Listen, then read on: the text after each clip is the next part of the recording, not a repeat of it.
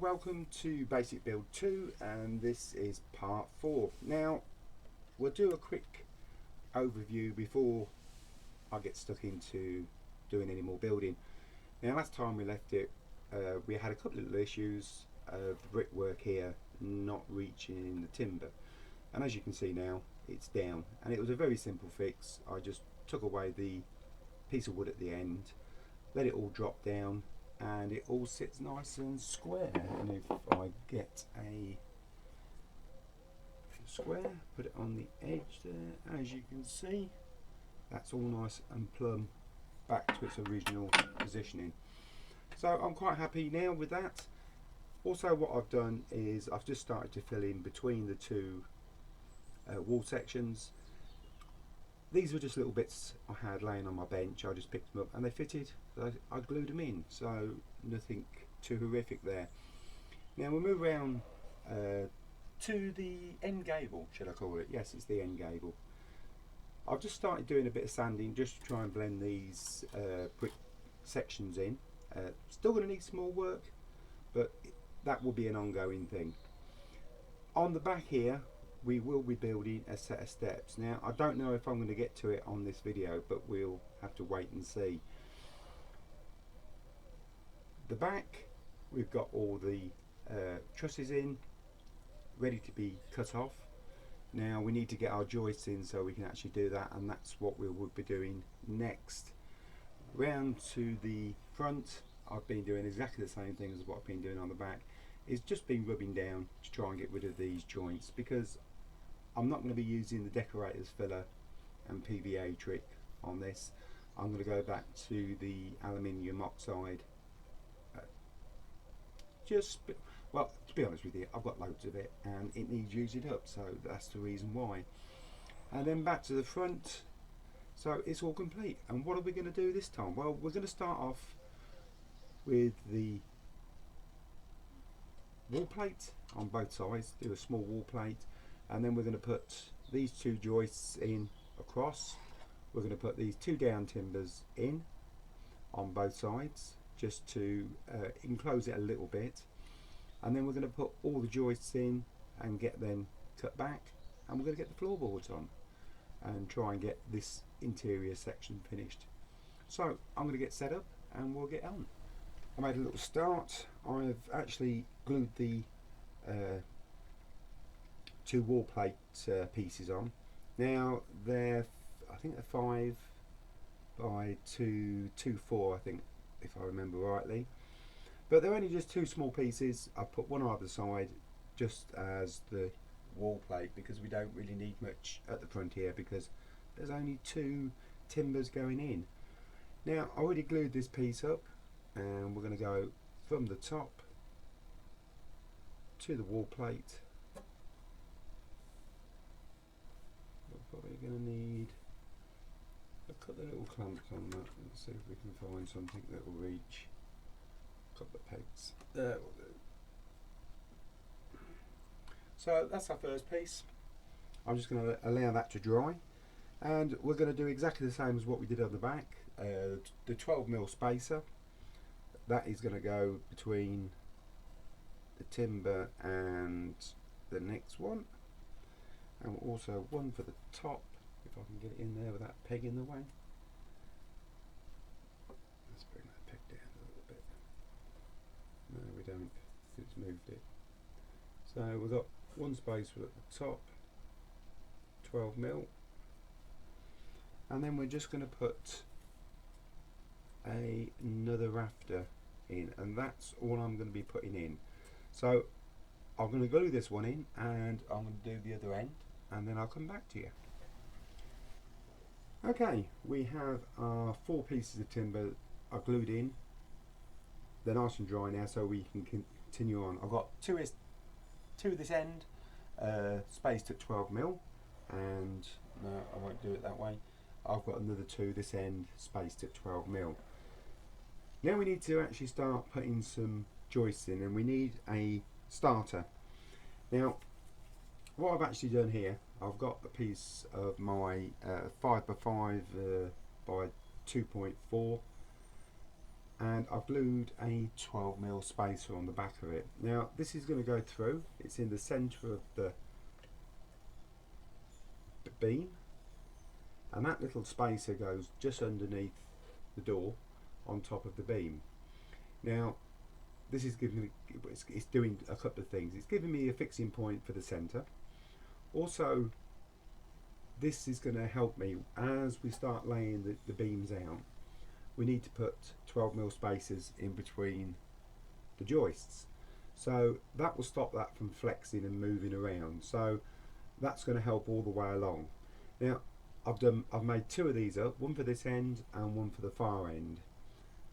So what I'm going to do now is, dropping the wood on the floor, I'm going to glue that back piece in and a piece in the front, like so. The same the other end with a 12mm spacer in. Then when I've done that, I'll come back to you. Okay, we've got the two starter joists, one end, and we've got the other two starter joists the other end. They've been there drying for quite a while, so they're quite stable now.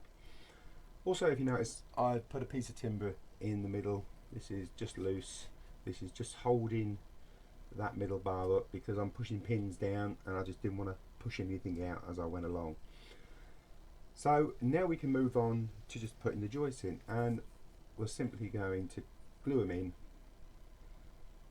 I'm going to leave them quite long so I can actually get in there with the pair cutters and we can cut the shape that we want. But it's going to be very simple. They're going to be glued to that end and a 12mm spacer in the centre there, so it's the right distance. I'm going to be working, do one that end, one this end, one that end, backwards and forwards, because it's going to work out in the centre there. We're going to have a double joist with a smaller gap. But I will come back to you before I get to that point. Okay, we've reached the centre, and the way I'm going to finish this off, well, I've already made it, is I've laminated 3 of my joists up, leaving a gap. This will then sit over either side of the truss, nice and neatly like that. That's it. That will be the floor joists all finished. Now I'm just going to glue that in. I'm going to leave it for a while to dry, and then I'll come back and then we'll get started on the actual floorboards. Now you're going to have to just bear with me a few seconds while I explain a couple of things. Now, a few months ago, actually quite a long time ago, I bought a load of this, which I mistakenly the other day said it was maple. It is lime, and I bought a lot of this for experimental reasons, for doing floorboards, which I never actually got round to it, but I'm going to be using it on this particular build. Now this is quite a hard wood, so unlike balsa wood, we can't pin it, so it's going to cause a little bit of a problem because I can't get no pins through to hold things in places. So devise a little way. These are my lengths, my floorboarding lengths already cut to length. We'll put 2 of them in for the moment.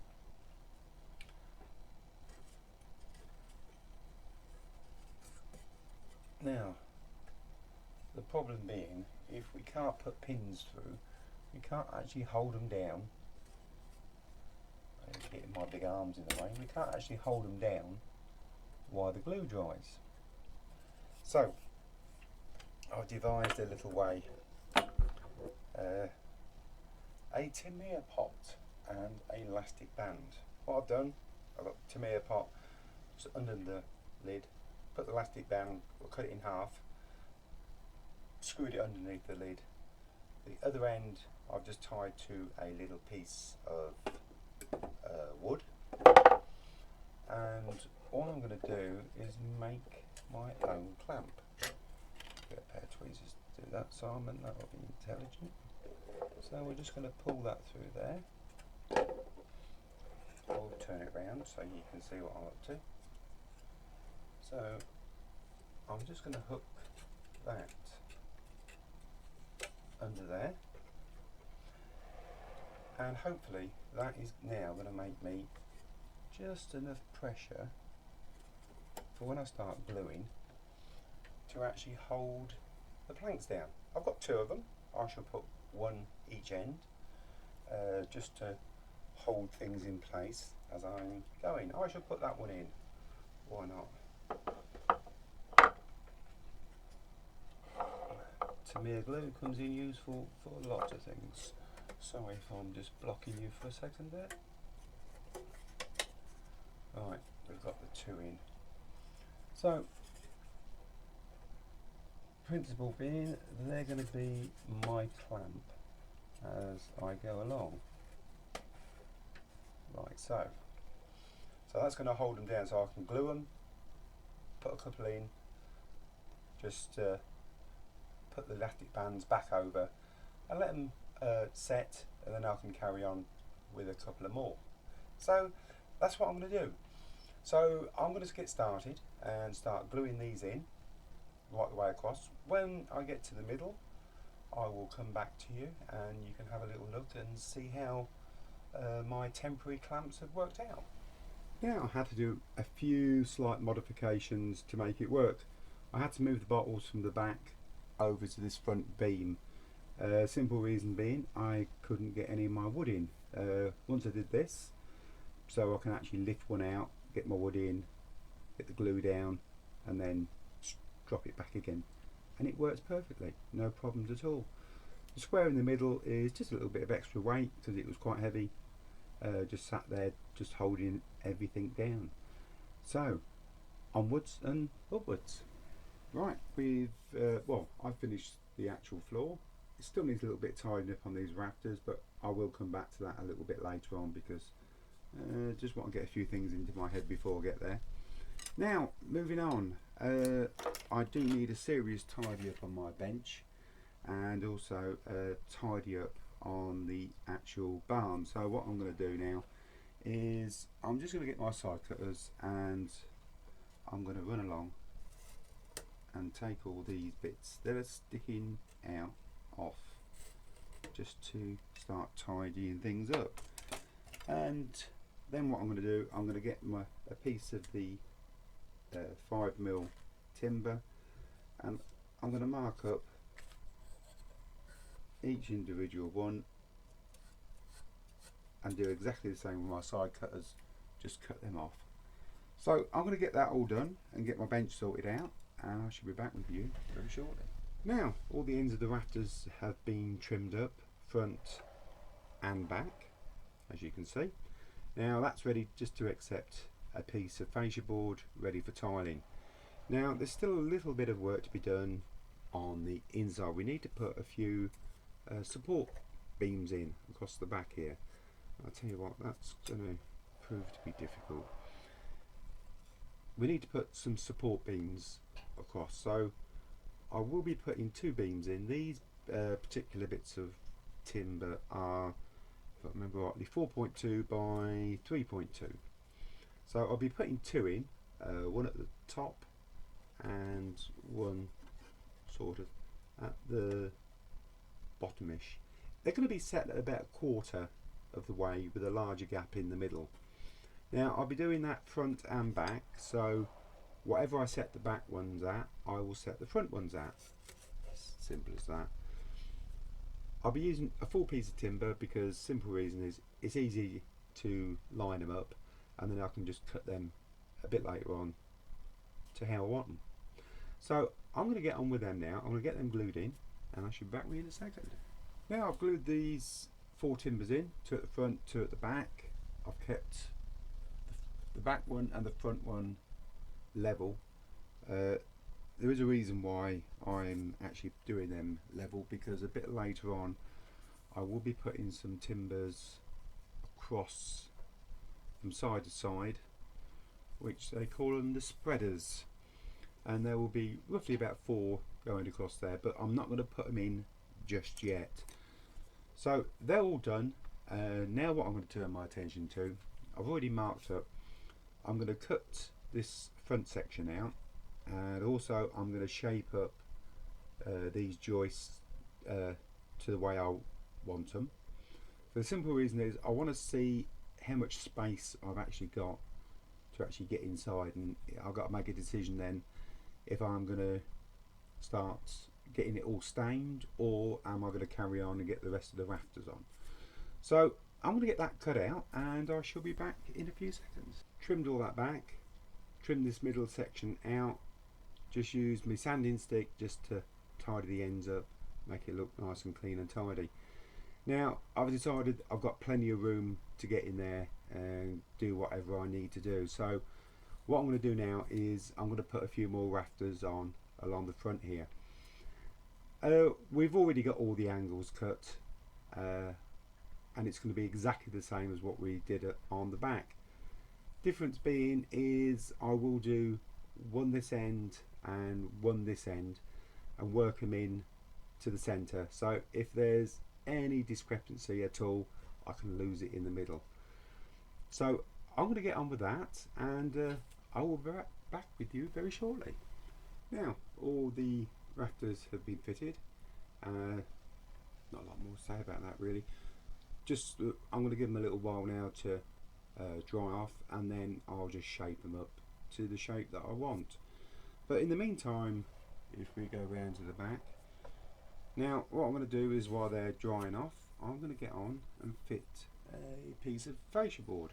Now I've cut, this piece is 12mm by 1.2mm thick. It's quite wide, which I'm quite happy about. I like to see wide fascia boards, but I've cut it so it's flush with that edge and flush with the far end, because we've still got this corbel course to come out. So I'm going to fit one piece there and two small bits at the front.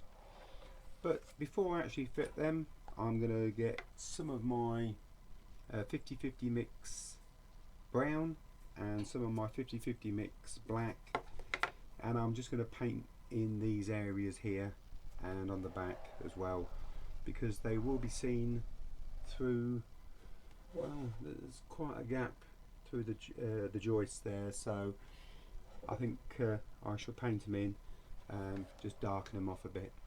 So I'm going to get on with that, and I will come back when I've finished. Now I thought to myself it's going to be extremely rude for me not to do the whole lot, so what I'm going to do, I'm going to get all this lot coated up with my 50-50, and when I've coated it all up and put the fascia board on, then I'll come back and let you have a little look. Now these pieces that I'm going to put in now, you won't see on the last clip, for the simple reason is I've just done the last clip and realised that I hadn't put them in. Now the bits we're talking about are the spreaders, which I did say earlier on I would put in later, but I didn't mean this late.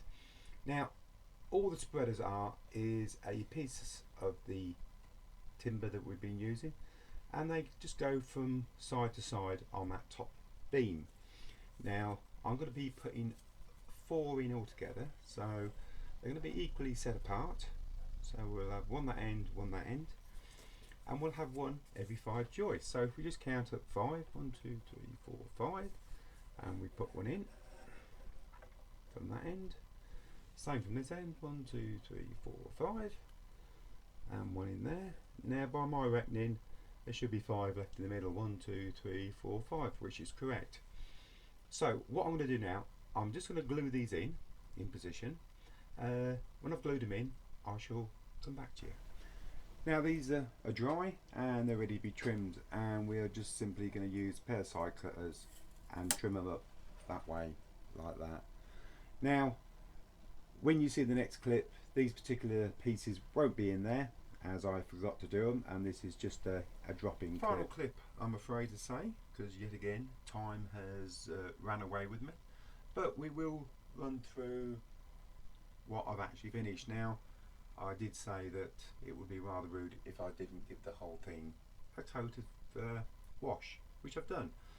I've used my 50-50 mix of brown and a 50-50 mix of black, which I give it a coat of brown to start off with, and then gave it a coat of black when it was dry. Still probably needs a few bits and pieces here and there, but the general base has been done. Now I've put the bits of fascia board on the front, they've been completed. If we go around this way, and on the back here I've also put this piece of fascia along, and it's all now ready for me to start tiling this.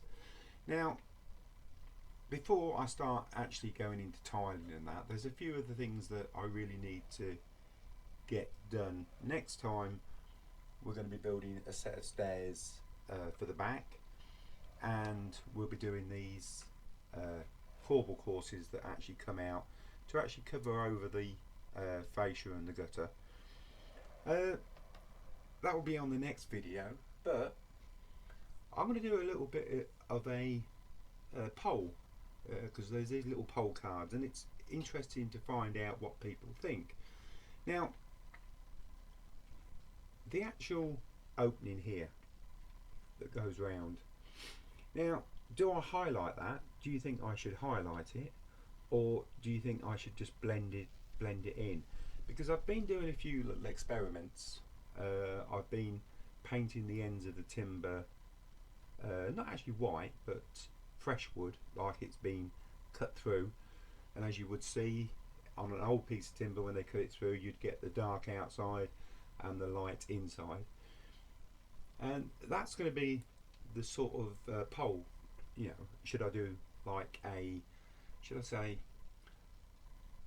like a museum piece where they do a cutaway and they paint everything red to actually highlight the point is that there is a hole and that you are looking into something else, or do I just blend it in and make it very subtle?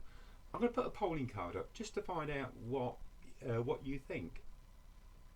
So with that, I'd like to say thank you very much for sticking around and watching these videos. And like I say, the stairs is on the next one. And on that note, I'm just going to say thank you, and hopefully we'll see you on the next one.